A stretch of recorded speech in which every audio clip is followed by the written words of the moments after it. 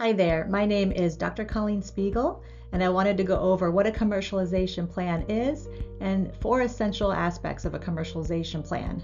If you've been watching any of my videos during the last 2 weeks, you know that I've been emphasizing startup commercialization and commercialization plans. But why is it so important? Why isn't it? You're probably thinking it's just a document. But it's an essential part of grant proposals.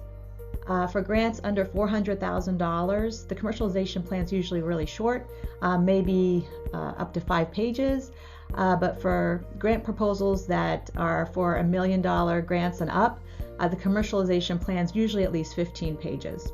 And of course, this is not just applicable for grant proposals. It's also for business plans and investor pitch decks. So 4 essential parts that certain entrepreneurs, I guess it's not intuitive for all entrepreneurs. It depends on their background. But the first one is developing your value proposition. A lot of the entrepreneurs I work with are technical people like myself. They're engineers and scientists, medical doctors, surgeons, professors. And sometimes they get so involved with the love of developing their invention that they don't realize that you really need a value proposition, especially for grant proposals. So this tells the reviewer how this is going to help society and why customers would want to buy it. So it's not enough to have an invention that just has great features and it just seems like a cool new technology.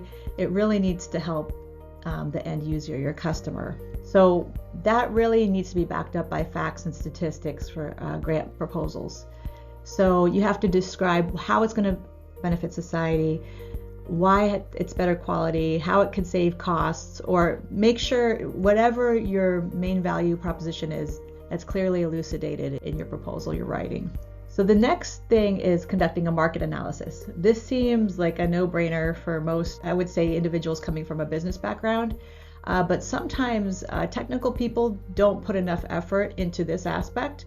And I've seen grant proposals that actually, as a reviewer, I've seen them say there's no competitors, which is absolutely not true. In all cases, there's some type of competition. Even if it's a manual method or way of doing things, there's some form of competition. So that needs to be described, and even better, would be backed up by patents or other types of concrete scientific literature or quantifiable data.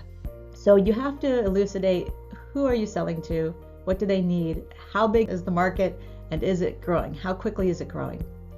So knowing your competitors is also crucial. Again, they might not be selling the same exact product that you want to sell, but you have to basically do a thorough enough analysis to know who the closest competitors are. So this research will also help you to find gaps in the market and how your product can also stand out against other companies in the market.